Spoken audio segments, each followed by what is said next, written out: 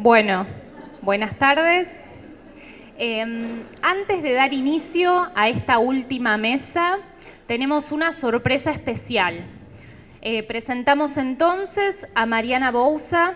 Ella es exalumna de la materia Psicoanálisis, Orientación Lacaniana, Clínica y Escritura, docente integradora de niños con autismo y artista. Se dedica al arte del ilusionismo y es autora del trabajo Lacan y la magia. Mariana, adelante. Hola, ¿cómo estás?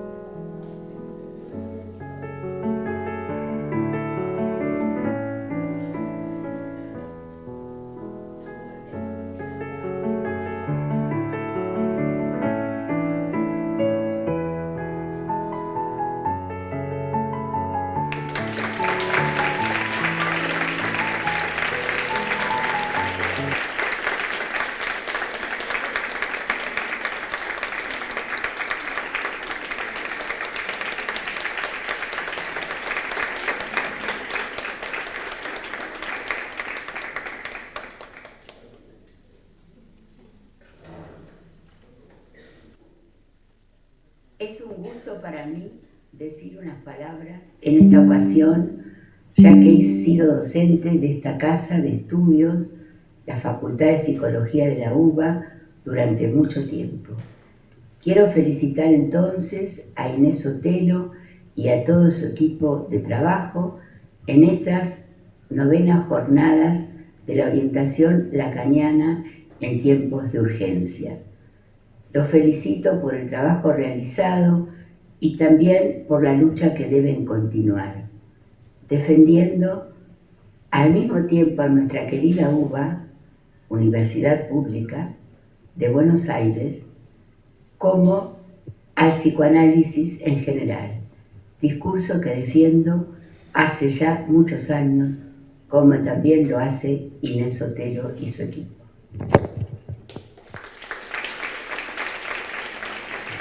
Hola, mi nombre es Gabriel Rabinovich, soy investigador del CONICET y profesor de Inmunología de la Facultad de Ciencias Exactas y Naturales de la Universidad de Buenos Aires. Nuestro laboratorio investiga nuevas estrategias de inmunoterapia para pacientes con cáncer y enfermedades autoinmunes Y hoy quiero dejarles un saludo muy especial en sus jornadas a la Cátedra de Psicoanálisis, Orientación Lacaniana, a la Cátedra de Clínica de la Urgencia y a la Cátedra de Psicopatología y Musicoterapia. Hoy, más que nunca, tenemos que estar juntos para poder defender la ciencia, la tecnología, la cultura, el arte. Yo me formé en la universidad pública, en la Universidad Nacional de Córdoba, hice mi doctorado en la Universidad Nacional de Córdoba y actualmente soy docente en la Universidad de Buenos Aires. Le debo muchísimo a la universidad pública y creo que todos juntos debemos defenderla. Le mando un abrazo muy muy grande, un saludo en sus jornadas.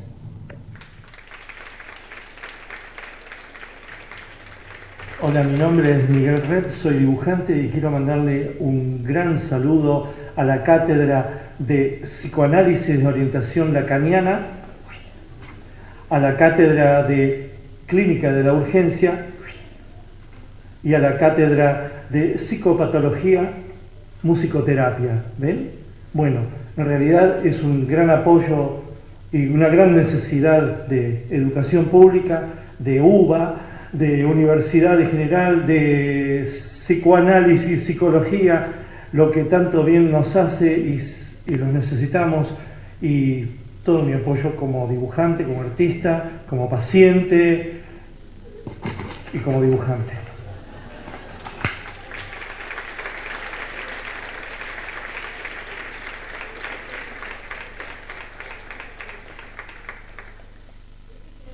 Hola, soy Teresa Parodi y todavía estoy con la tremenda emoción que me produjo ser ayer parte de la multitud que salió a las calles de todo el territorio nacional para defender la educación pública.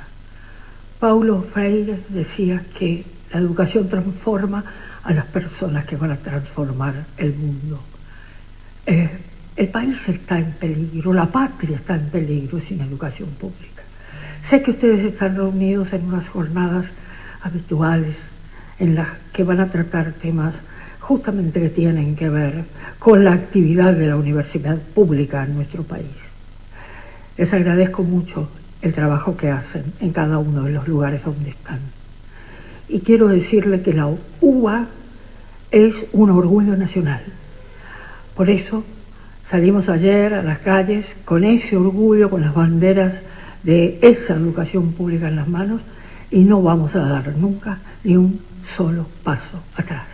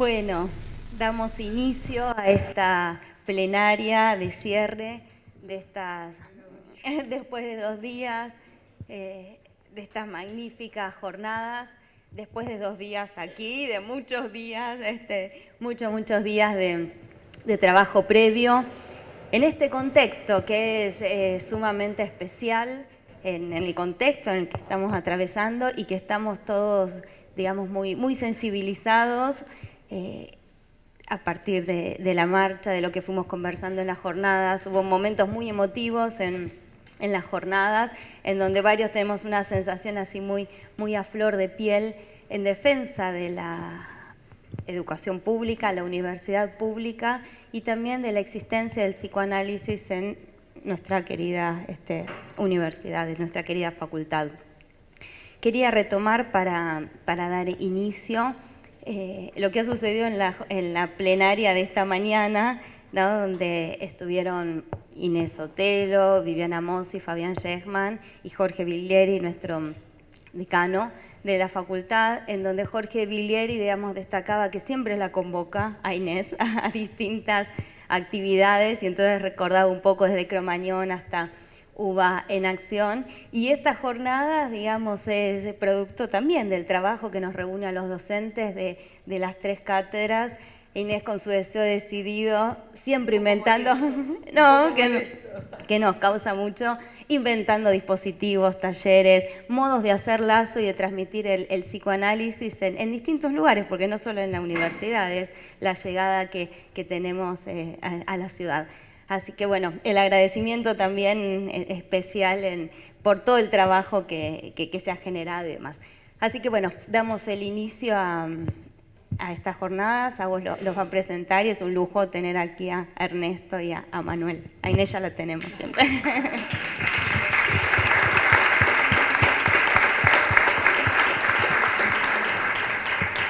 Un lujazo. Bueno, el nombre de esta mesa es Síntomas y Voces Contemporáneos bajo la Clínica de la Orientación Lacaniana.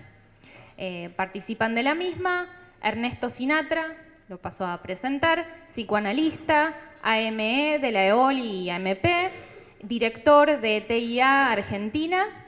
Tenemos a Manuel Slotnik, psicoanalista, miembro de la EOL y la AMP, magíster en clínica psicoanalítica por la UNSAM. Y tenemos a Inés Sotelo, psicoanalista, AME de la EOL y de la MP, doctora en psicología por la UBA, directora de la maestría en clínica psicoanalítica por la UNSAM, directora de la carrera de especialización en psicología clínica con orientación psicoanalítica acá en la UBA y profesora titular regular acá en la Facultad de Psicología UBA también. Bueno, le damos la palabra para abrir a Ernesto.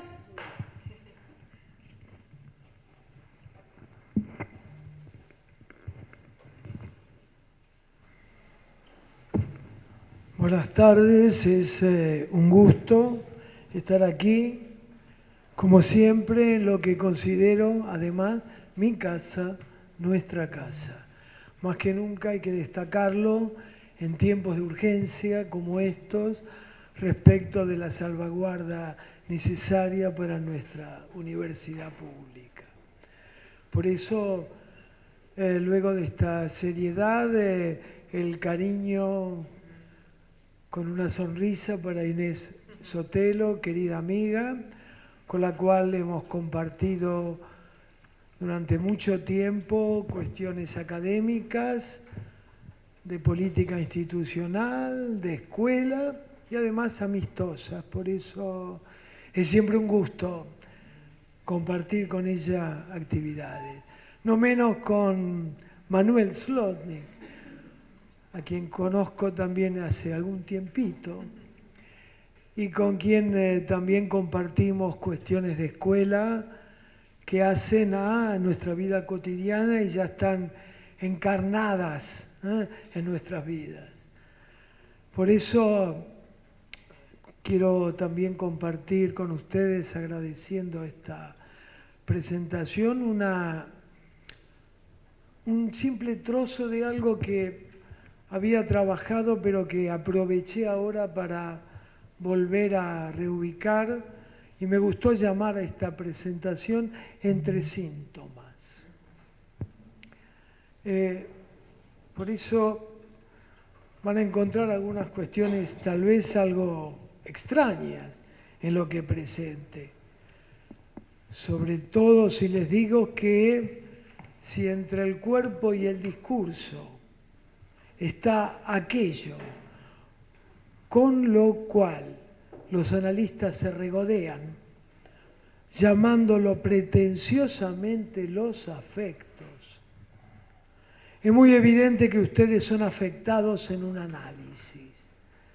Seamos claros, cuando de golpe algo llega a repugnarles, porque no saben muy bien si no son acaso ustedes un poco responsables del mal giro que ha tomado un análisis. Si no hubiese deontología, esa disciplina que ubica los límites de lo profesional, si no hubiese jurisprudencia, ¿dónde estaría ese asco, como se dice? Habría que intentar de vez en cuando decir un poco la verdad. No digo esto, estoy citando a Jacques Lacan en su seminario denominado O Peor, que me parece que puede situarse muy claramente en términos de los tiempos que corren, que nos corren, a veces sentimos. Y esto lo dice en el seminario 19, luego de hablar de las entrevistas preliminares en un análisis como condición necesaria. Si bien Lacan se había referido a la contratransferencia como una mala palabra, con la que situó la infatuación del analista al considerar el analista sus propios afectos como una guía certera e indudable de la interpretación.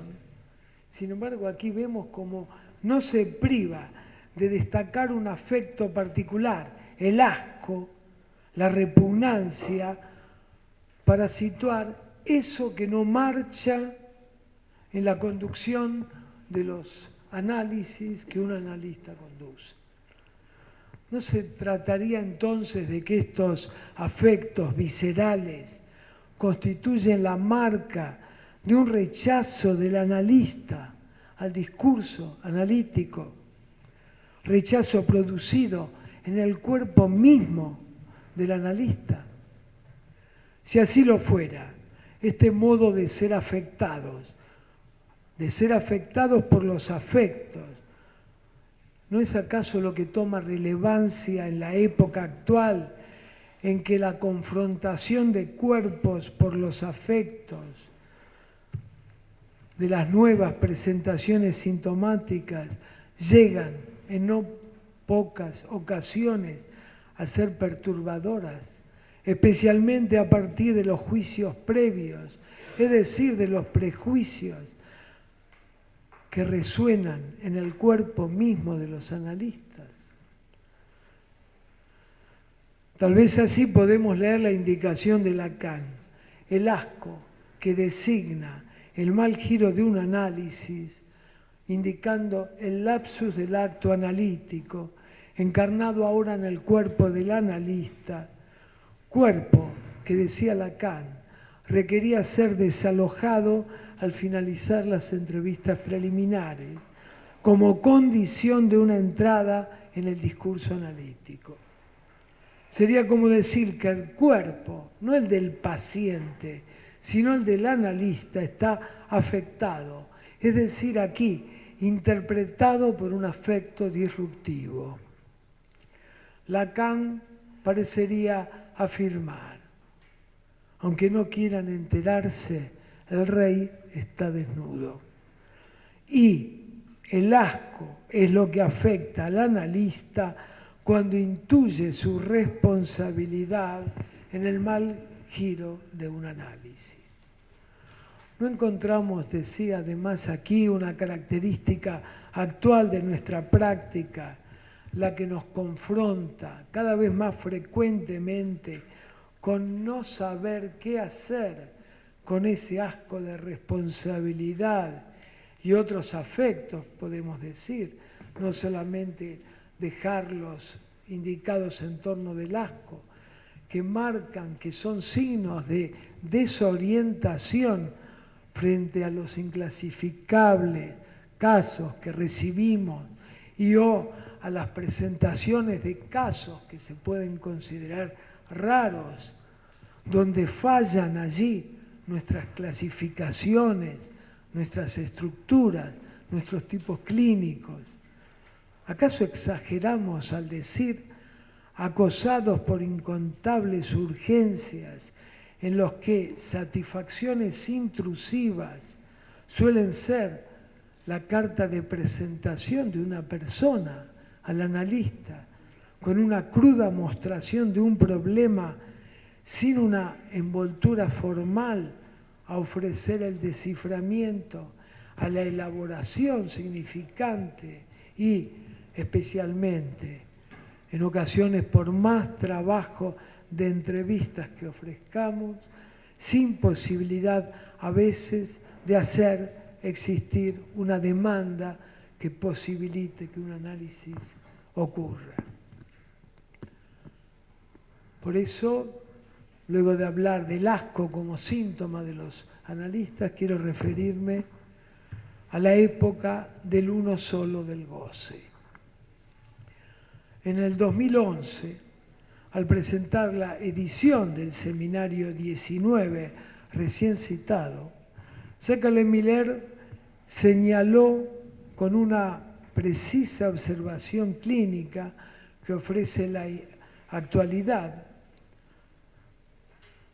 la presencia de individuos con las más variadas formas, pero solos con sus satisfacciones autoeróticas. En esa ocasión, Miller acuñó un neologismo para designar la época. La llamó la época del individualismo moderno. En vez de individualismo, individualismo moderno. El que se sostiene en la doctrina del uno solo del goce. Formulemos una interrogación ahora, tan urgente como lo son los imperativos actuales de la época. ¿Cómo nos ubicamos como practicantes del psicoanálisis frente a lo que Lacan llamó una nueva intrusión de lo real? Y más aún, deberíamos considerar que al modificarse las condiciones de la época y por ende la variación de las presentaciones sintomáticas, las entrevistas preliminares pudieran dejar de considerarse una condición necesaria para la entrada en análisis. Otra vez, el analista en el banquillo.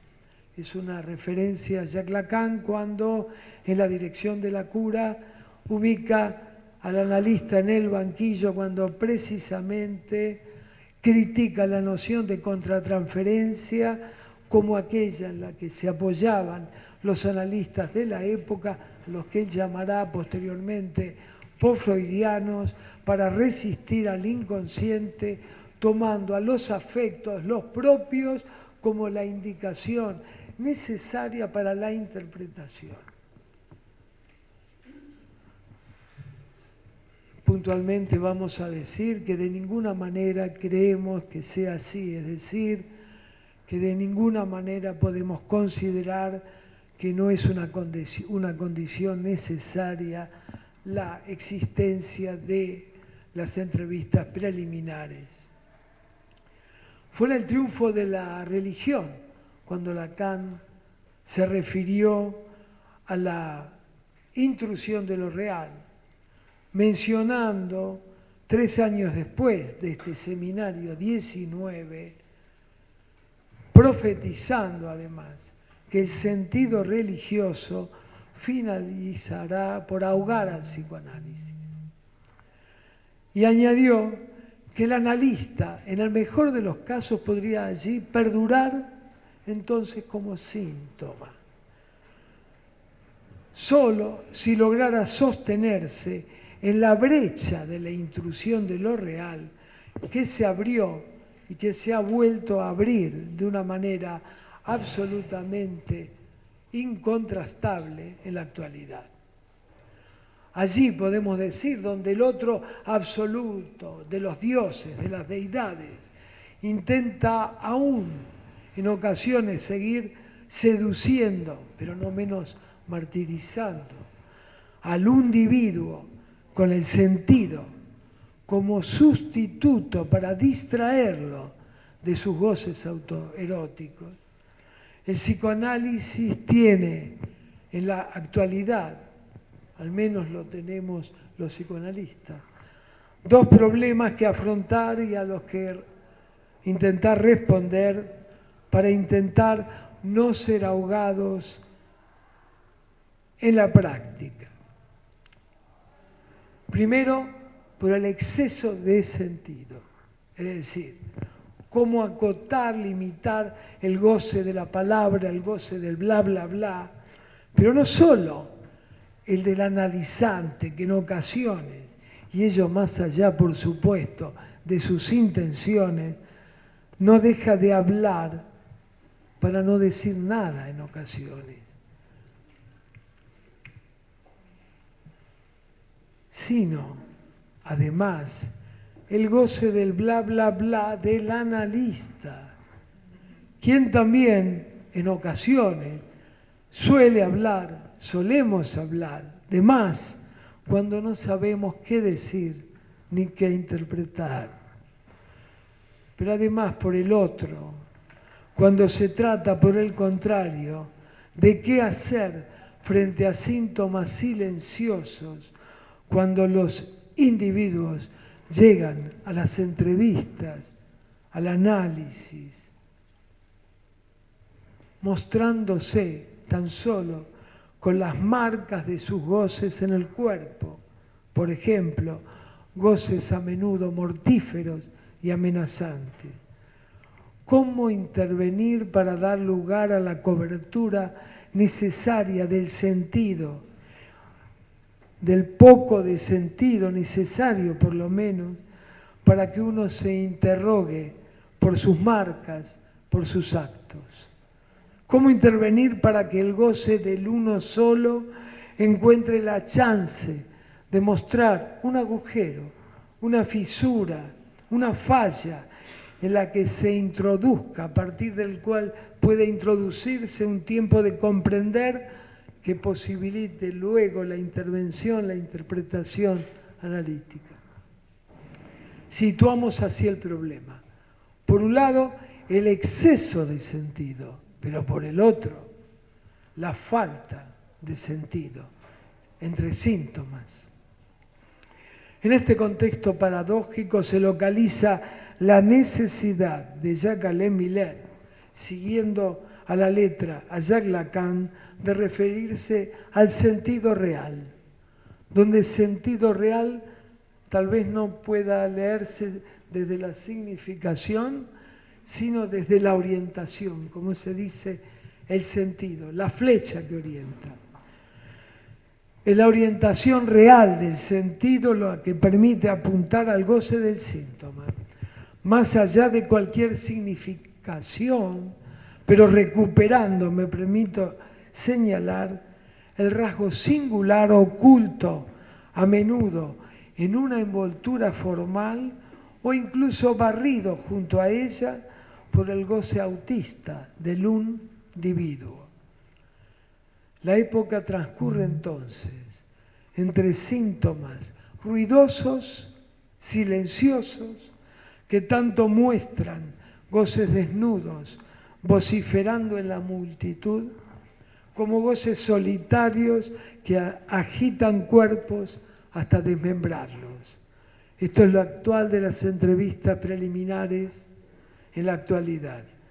La intrusión de lo real de un goce autoerótico, habitualmente sin cobertura significante, que se consuma en la mostración del uno solo del goce.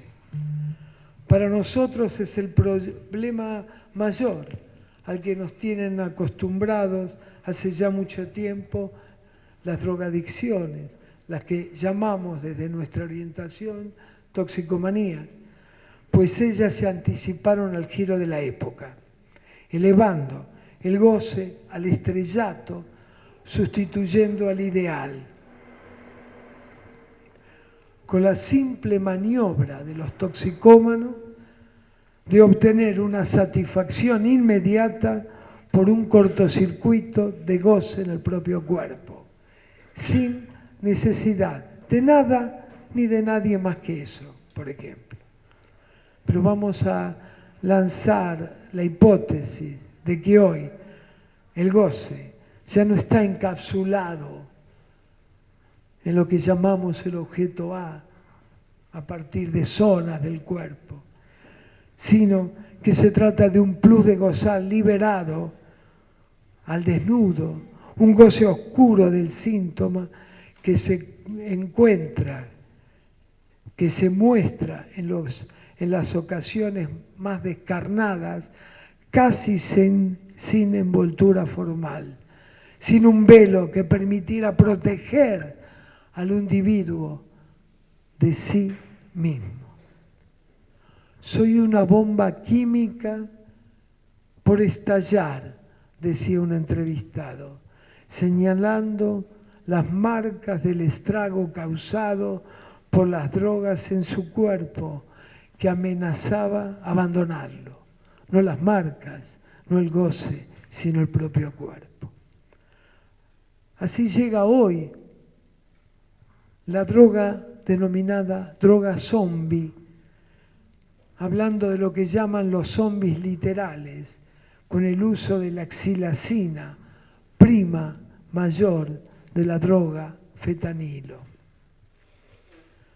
Que cómo lo lograron, con un cortocircuito de goce en el cuerpo operado por una sustancia X, flash, trip, sniff, significantes vacíos, que, como la sustancia audible para nosotros ahora, denotan un goce fuera de todo sentido, sin envoltura formal, y que ha sido arrancada una y otra vez justo antes de que hubiera sido posible ser desenvuelta en un análisis, por ejemplo, rechazando de esta manera la elaboración del saber textual del inconsciente que le hubiese ofrecido al individuo moderno la posibilidad de un análisis.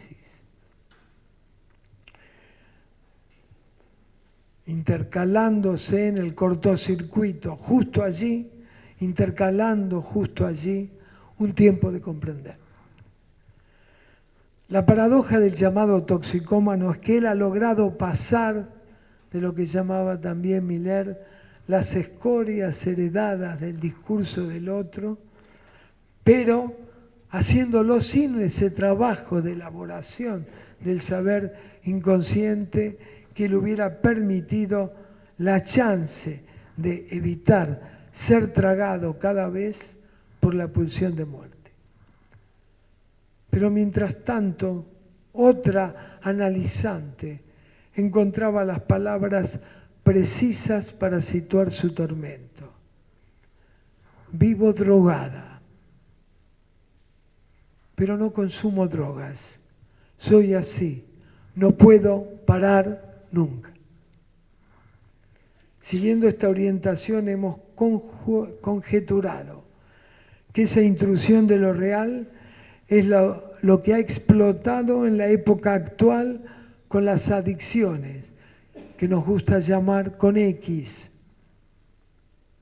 ya que más allá de las sustancias químicas empleadas, el valor tóxico del goce se desparrama por doquier, desde las intoxicaciones más variadas, consumadas, por ejemplo, por las bulimias de las pantallas, que consumen de un modo anoréxico a los individuos, hasta el acceso a un goce sin cesar, sin el anclaje del sentido, ni del otro, ni de semejantes que pudieran funcionar como un litoral, es decir, como algo que pueda limitar lo imposible de parar de un goce.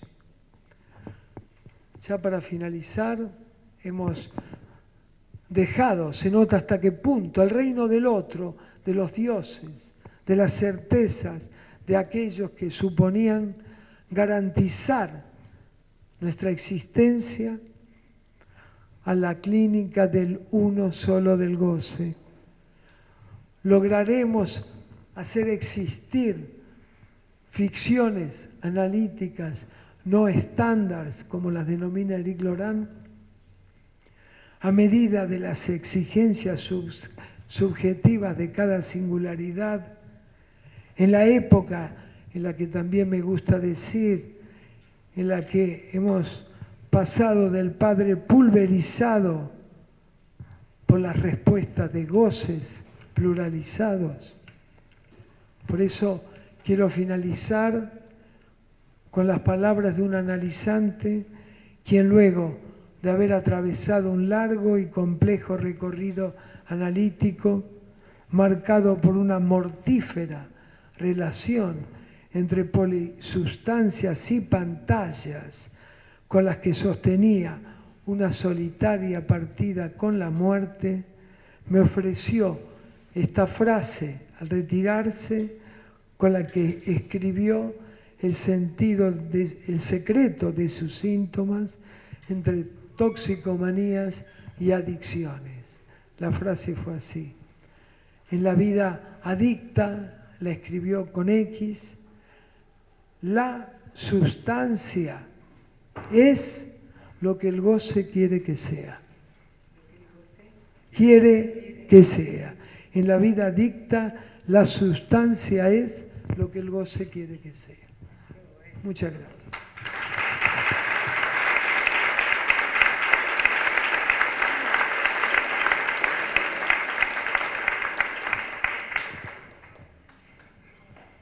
Bueno, muchas gracias, Ernesto. Le damos la palabra a Manuel Slotnick.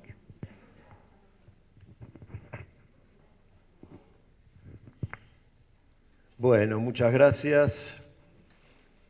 Muy lindo tu texto, Ernesto. Yo no soy tan poético como vos, por cierto, pero bueno. Y gracias a Inés por tu invitación, sobre todo en este momento, de acuerdo con Ernesto, que esta es nuestra casa. Fue mi casa mucho tiempo como alumno y después muchos años como docente. Después me fui lamentablemente, pero siempre es lindo volver. Así que, por suerte me traes vos, entonces eso es lo bueno. Más en estos momentos, obviamente, que hay que cuidarla. Bueno, síntomas y goces contemporáneos es la mesa que nos convoca. Todo un problema para mí, ¿no? Me pregunté, lo primero que me surgió como pregunta, bueno, ¿qué son los síntomas contemporáneos? ¿Cuáles? ¿A qué llamamos síntomas contemporáneos? O mejor dicho, digo, porque es algo que todavía no me queda muy claro, es verdad, diríamos que las épocas cambian, nos encontramos nuevos fenómenos, pero creo que por momentos todavía es una suerte de real del que todavía no podemos darle un buen marco simbólico. Entonces, bueno, estas ideas que voy a transmitir son un intento, no de terminar de darle, sino un intento de dar alguna suerte de marco simbólico, conceptual, lo que sea. En principio, ¿cuáles? Los más conocidos, alguna referencia hizo recién Ernesto, trastornos alimentarios también, las toxicomanías, bueno, los conocidos ataques de pánico o ataques de angustia, los cortes en el cuerpo, los inclasificables, ¿no? Es un término que surgió en la orientación lacaniana bastante nuevo. Pero, por ejemplo, el tema de los ataques de pánico, ¿no? Aquí que Freud también los describió en su momento, o sea, hace ya mucho tiempo, antes de que se inicie el siglo XX, en su conocido texto de las neurosis de angustia. Y los síntomas que él describe de las neurosis actuales son bastante parecidos a lo que podemos encontrar en la actualidad hoy, por ejemplo, con los ataques de pánico, ¿no? Allí vemos una descripción semiológica de Freud muy precisa. Agitación, aceleración cardíaca, dolores en el pecho, mareos, vértigo, angustias, presión craneal, sensación de muerte, fobias, ¿no? Ergo, vemos entonces su parecido. Lo que según Freud diferencia estos síntomas de las neurosis actuales, de lo que él en esa época llamaba psiconeurosis, que es lo que hoy conocemos como neurosis, ustedes saben, supongo que muchos habrán cursado psicopatología, es que en esos síntomas no había mecanismo psíquico. A diferencia de la psiconeurosis, que sí había mecanismo psíquico. Con mecanismo psíquico queremos decir que opera la represión, o sea, el divorcio de la representación psíquica y el afecto, y el síntoma entonces es un sustituto y luego el retorno de lo reprimido. Por el contrario, en las neurosis actuales, Freud planteaba que no hay mecanismo psíquico, no opera la represión, los síntomas entonces son producto de la acumulación de la energía sexual mal descargada o no descargada.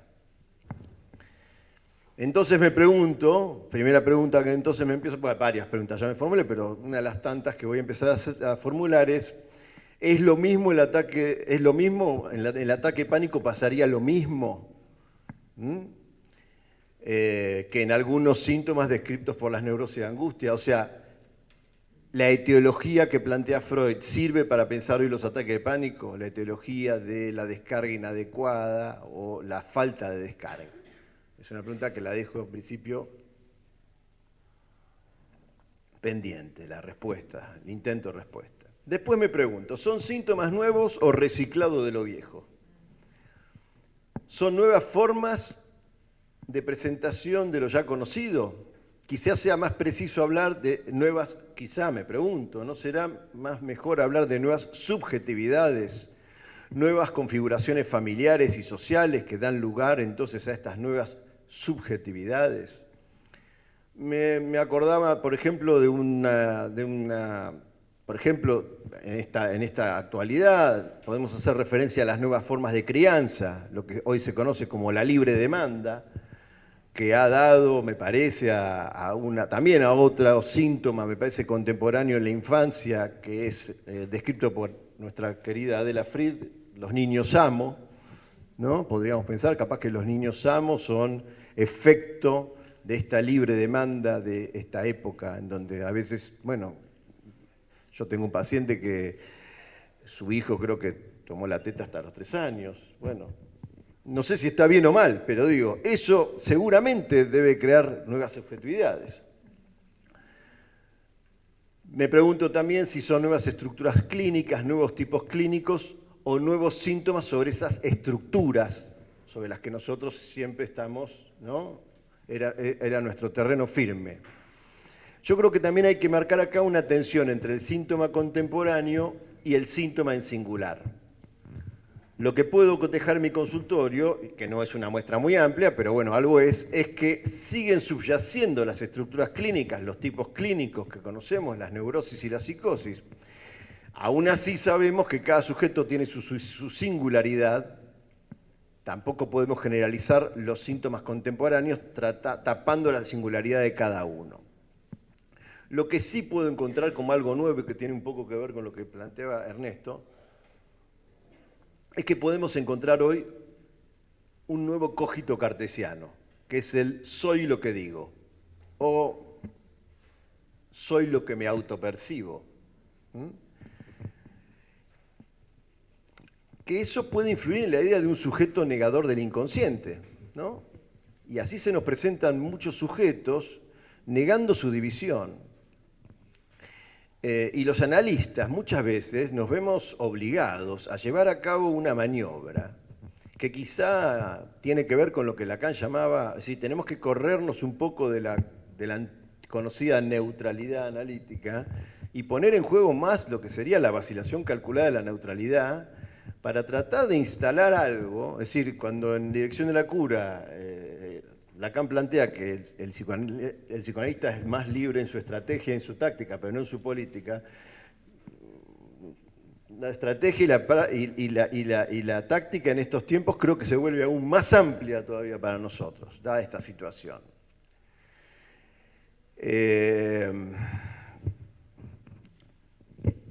Bueno,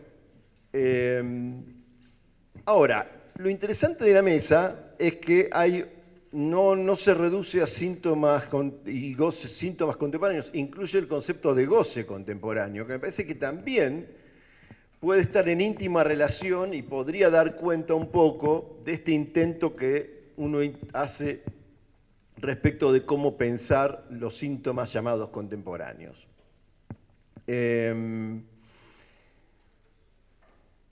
Entonces, está el tema del goce, ¿no?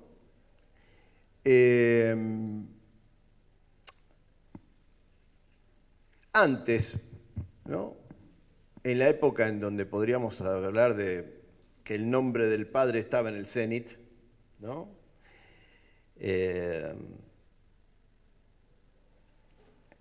La época, diríamos, del patriarcado, si ustedes quieren, ¿no? Más en términos actuales, podríamos decir que el goce estaba perdido y prohibido al mismo tiempo. O primero perdido y luego prohibido. A partir de una conferencia que dio Jacques Alain Miller en un congreso que fue en Brasil, en una isla que se llamaba Comandatuba, creo que allí por el 2003, 2004, la conferencia de cierre de ese congreso se llamó Una fantasía, y ahí él planteó un cambio de paradigma en el cenit. Ya no está más Dios, ¿no? El otro Dios es astuto pero honesto, decía Einstein, no juega a los dados, en alguien hay que confiar. Bueno, eso se cayó medio a pedazos, diríamos, y lo que hay en el cenit es el objeto A. Lo que hay en el cenit es el goce o el plus de goce, ¿no? El plus de goce, diríamos, es la creencia de que se recuperó esa experiencia primera de satisfacción. Yo la tengo siempre todos los domingos, esa experiencia, porque el médico me indicó yogur todas las mañanas, dietético, que es espantoso. Horrible, pero tengo que tomarlo. Pero me da la posibilidad de un permitido, que es los domingos un yogur entero. Cuando yo como el yogur entero, es una experiencia de plus de goce, diríamos, entropía pura, diría Lacan en el Seminario 17, me hace creer que estoy tomando un suspiro limeño casi. Pero es un yogur entero, un triste yogur entero. Bueno, eso es el plus de gozar. ¿Con qué poco se puede hablar uno? Pero bueno, ese es el plus de gozar y es la creencia en el plus de gozar. Bueno, eso, en esta época actual, podríamos decir, está exacerbado. Está exacerbado, ¿no? La sociedad de consumo y el mercado nos hace creer que a través de sus gadgets, por el progreso científico, podemos gozar de todo eso, ¿no? Podemos acceder a ese goce y completarnos. Y que me parece que tiene que ver con lo que planteabas vos, Ernest, del individuo, ¿no? Del goce del uno. Pero hay una trampa aquí, porque cuanto más goce, más insatisfacción. Esto es como el Enjoy Coca-Cola. Cuanto más tomo la coca, más sed me da. O lo podemos dar con miles de ejemplos, ¿no? Con el iPhone, por ejemplo, no sé por qué iPhone vamos ya, pero bueno, tenemos el iPhone 15, 16 y quiero después el 17 y así sin parar, una vez que lo obtuve. Entonces, ya que estamos, estoy tirando una hipótesis, esto es, no digo que sea ciencia cierta, pero hay una nueva circulación de goce. Y Miller plantea que esta nueva circulación de goce es metonímica. se desplaza, constantemente se desplaza. Y entonces está este juego, y podríamos pensar en términos freudianos de las neurosis actuales, que hay una suerte, diríamos, de descarga inadecuada, una fatalidad de descarga inadecuada.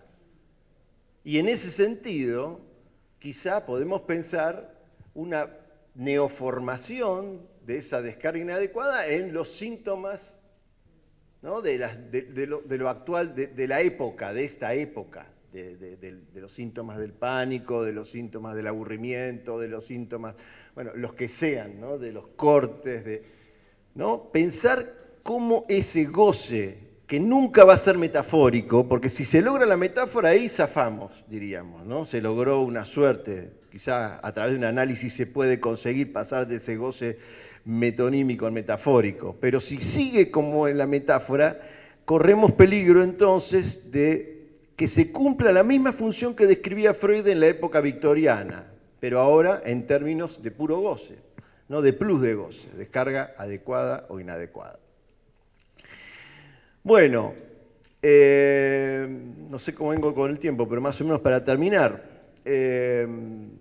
para no darle una sola perspectiva, diríamos, porque si no, desde esta perspectiva no habría mecanismo psíquico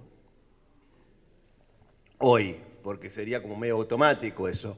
Pero bueno, también me sirvo de Freud, pero de un Freud más tardío, de inhibición, síntoma de angustia, porque, y esto lo plantea Miller en Partener Síntoma, en un curso que se llama Partener Síntoma, página 71, hay un cambio de paradigma en inhibición, síntoma de angustia que nos puede permitir también explicar de otra manera la época actual, porque la represión hasta ese momento era de representaciones psíquicas, de significantes, pero a partir de inhibición, síntoma de angustia también la represión es del goce, la represión que ejerce el yo como agente hace que la satisfacción se transforme en insatisfacción, o sea que se empieza a reprimir el goce. Entonces podríamos pensar hoy, ¿no?, que el lenguaje, dice Miller en el Partener Síntoma, funcione como el yo, y entonces hay como una pérdida o una transformación del placer en displacer en esta época también.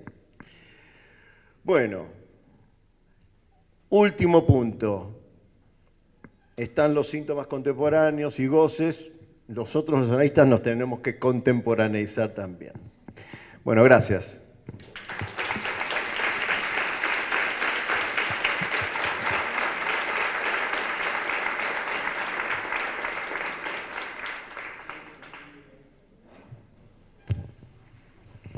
Bueno, lindísimos, muchísimas gracias.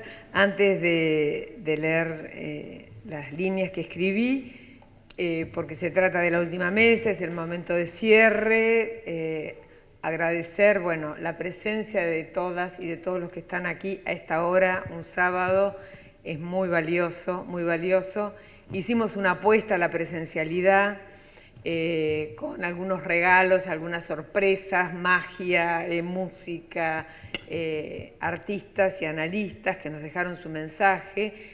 Bueno, ya ayer hice una serie de agradecimientos y quiero destacar, bueno, estas jornadas son posibles porque somos un montón de gente, un montón de entre las tres cátedras que han puesto todo y más, porque por supuesto la universidad, los recursos son escasos y es a puro deseo, ganas, entusiasmo. Y hoy decíamos, bueno, la verdad que las jornadas está buenísimo encontrarnos con ustedes y además nos hacen bien a nosotros como grupo, ¿no? Uno empieza como a reconocerse, a conocer colegas con los que trabaja y también aceptar las diferencias, que las hay y poder como pulirlas, dejarlas de lado, aceptar propuestas múltiples que no siempre, ¿no?, son las que haríamos y eso hace, bueno, qué sé yo, espacios preciosos. Ayer le agradecí por supuesto a Silvina Ceballos, que fue un poco el alma mater, pero también hoy quiero destacar no me quiero olvidar porque eso lo tengo anotado, trabajaron en la lectura de los casos, una lectura muy cuidadosa de más de 60 casos, más de 60 trabajos, no casos, de trabajos que para unas jornadas de cátedra es un montón. Antonella Miari y Carolina Próspero. En arte habrán visto, bueno, todo ese trabajo fue inmenso y de mucho tiempo, de muchos, pero fundamentalmente Lorena Reisis y Valentina Ronzano. En prensa, Dayana Regojo y Teresita Murlás. En protocolo, Araceli Marchesotti y Lore Estrada. Además de, bueno, colegas como, ahora me acuerdo de Tomasa, de Julián Lastra, Tomasa San Miguel, Julián Lastra, bueno, Araceli, que fueron los que creo que más contactos tuvieron con, bueno, porque fueron distintos analistas y artistas que estuvieron en estos 2 días con nosotros, con sus videos, y bueno, fue también, ¿no?, como un trabajo de búsqueda, de pedidos, de armado, después de compaginarlo. Así que bueno, les agradezco profundamente a todos los que presentaron trabajos, los que animaron, bueno, estoy muy feliz, así que gracias.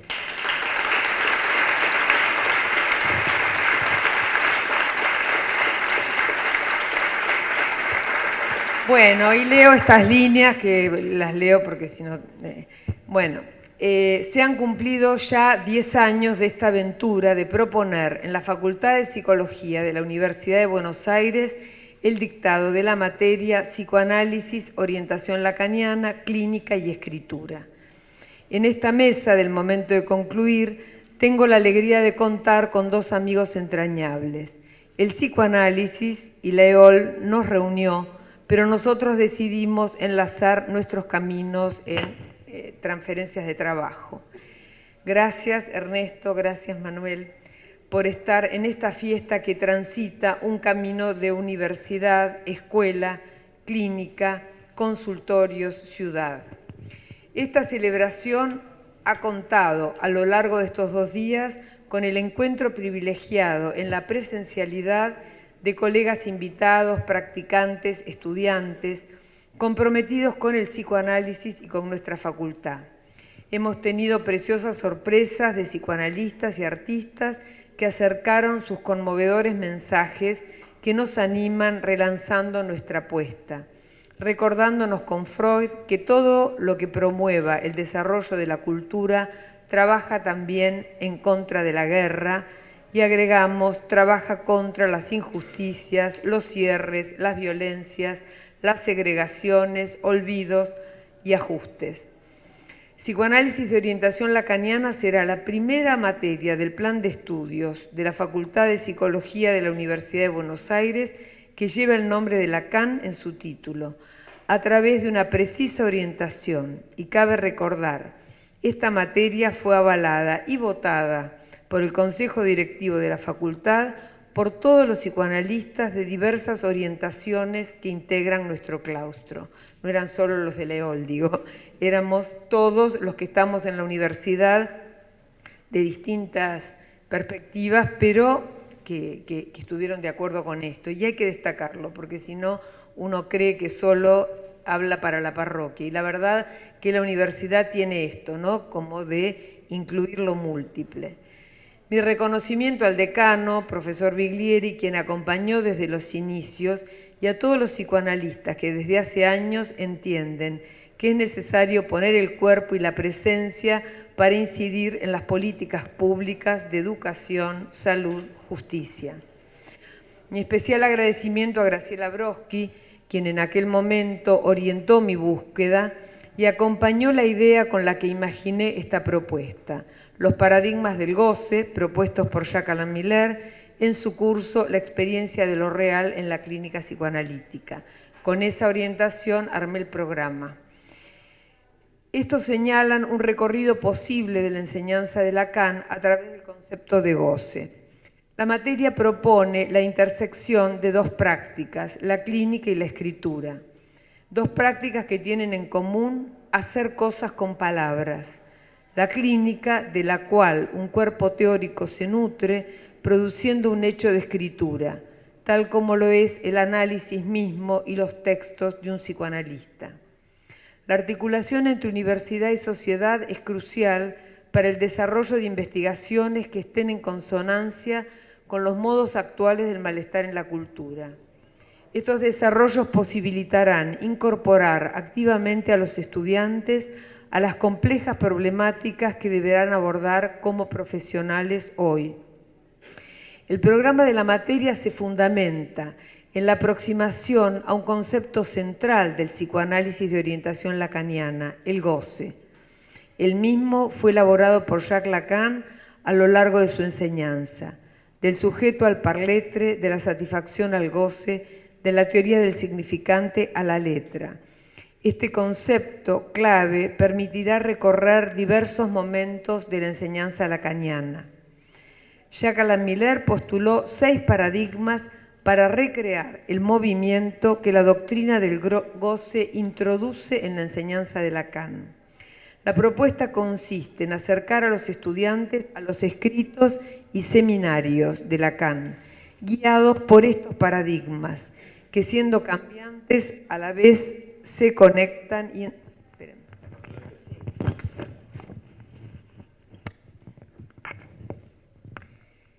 Entonces, guiados por estos paradigmas que siendo cambiantes a la vez se conectan y entrelazan unos con otros, conciliando continuidad, y discontinuidad. Es posible distinguir 3 épocas en la enseñanza de Lacan, durante las cuales la relación entre los 3 registros, simbólico, imaginario, real, experimentará diversas formulaciones. Durante los primeros 10 años, partiendo del 53, Lacan trabaja sobre los conceptos freudianos en términos de la predominancia de lo simbólico sobre lo imaginario y lo real, un real que progresivamente se distinguirá de la realidad. Lo que en ese momento sería el antecedente del objeto A pertenece a lo imaginario, junto con la libido.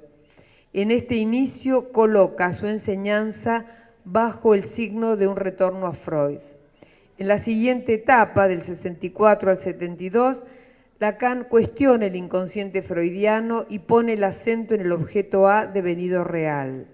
Si bien lo simbólico sigue dominando sobre lo imaginario, resulta impotente en referencia a lo real que se muestra irreductible.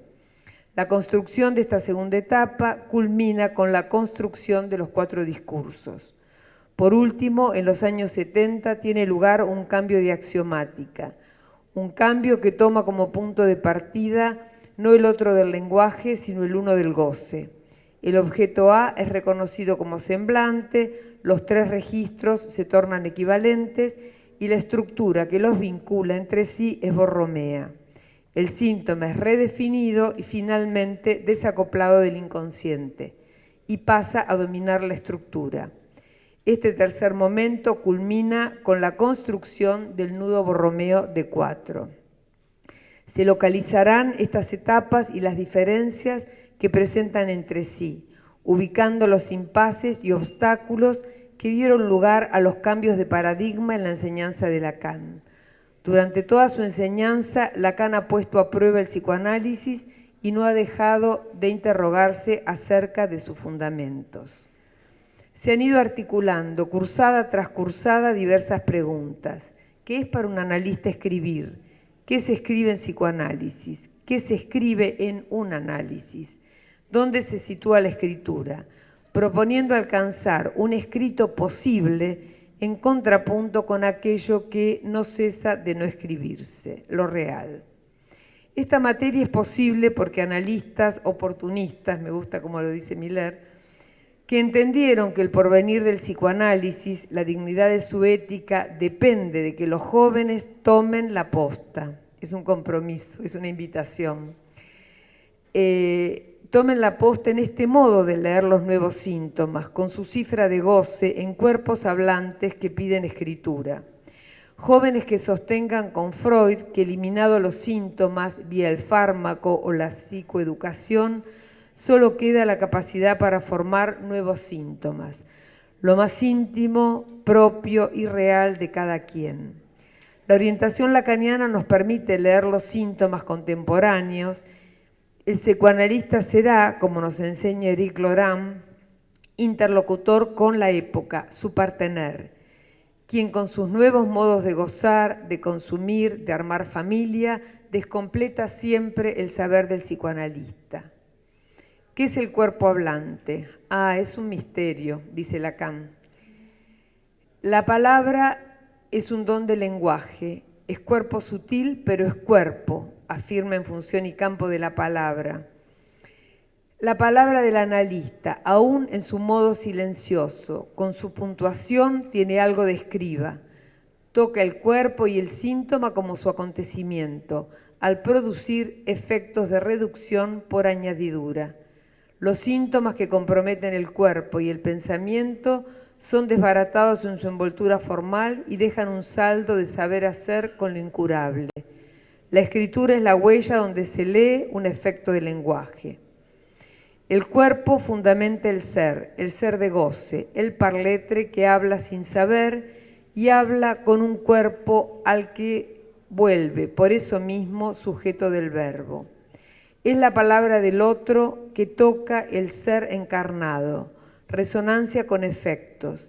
En tanto, un analista no deje pasar la ocasión de alcanzar la economía de goce a partir del discurso analítico por vías esencialmente contingentes, como nos enseña Lacan. Analista oportunista que en la urgencia, en el juzgado o en la escuela, en cada sesión en la universidad, no deja pasar la ocasión para reinventar el psicoanálisis cada vez. Vamos llegando al final de las jornadas que han dado cuenta del deseo de los y las analistas que me acompañan en estas cátedras, así como cada uno de los que ha presentado sus trabajos, su fotografía, su arte, su saber hacer. Entusiasmo, compromiso, respeto por lo múltiple, rigurosidad y amor por esta tarea de transmisión. Nos espera aún un final a toda música. En el cierre de estas jornadas, a 10 años de la materia psicoanálisis, orientación lacaniana, clínica y escritura, quiero mencionar a nuestro adjunto Lucas Lecerre y en él, una por uno, a los y las colegas que desde los inicios fueron incorporándose en los diversos tramos del camino con preciosas propuestas, salidas al teatro, música, jornadas, testimonios clínicos, publicaciones, conceptos y clínica pensados a la luz de la orientación lacaniana. ¿De qué está hecha una materia? Una materia dictada por psicoanalistas es un proyecto de transmisión que se transforma y vivifica permanentemente en un Moebius que va de los conceptos a los practicantes y de practicantes a estudiantes, volviendo a los conceptos, para repensarlos a la luz de la época que nos toca transitar. Nuestra consigna en la materia es posible leer a Lacan, pero no siempre entenderlo. Se encarna en cada clase, en cada espacio, animarse a leerlo, a descubrir perlas o enigmas, ponerlas a trabajar en el intento de deshabitar el lugar de profesor y ubicarnos más cerca del lugar del provocador provocado, porque en realidad, después de cada cursada, ya no somos los mismos. El encuentro con los estudiantes es transformador.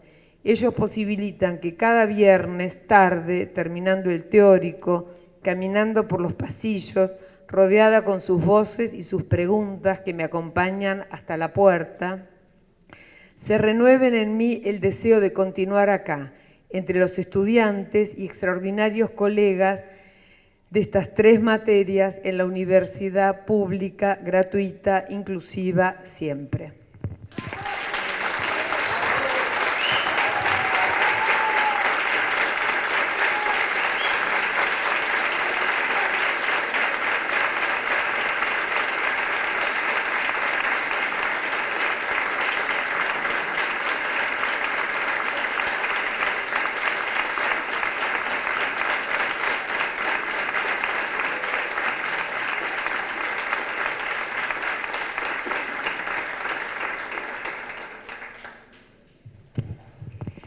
Bueno, ¿qué decir después de...?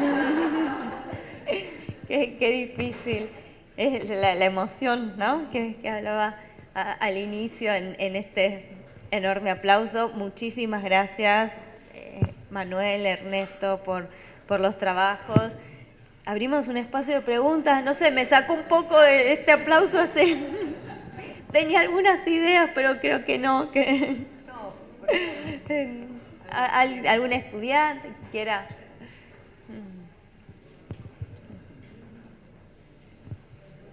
Bueno, mientras van pensando, digo algo del título, ¿no? Síntomas y goces bajo la clínica de la orientación lacaniana. Me resonaba un poco el título, síntoma bajo transferencia, y pensaba en la importancia de la lectura, ¿no? Del analista, que es algo que trae Manuel. Me gustó contemporaneizarnos, que trae Ernesto, ¿no? Toda la vuelta que le diste a Ernesto bajo el asco, ¿no? Y lo que orienta al analista que leemos ahí, y el analista oportunista que siempre trae Inés y que tanto trabajamos, no dejar pasar la ocasión, ¿no? Entonces, frente a estos síntomas, ¿qué es lo que leemos? Y como se trabajó en las jornadas, digamos, la importancia del analista en las distintas instituciones, lo educativo, lo asistencial. Bueno, hemos trabajado mucho a lo largo de estos 2 días. ¿Alguien que quiera formular una pregunta? ¿Hago? Dale, vení.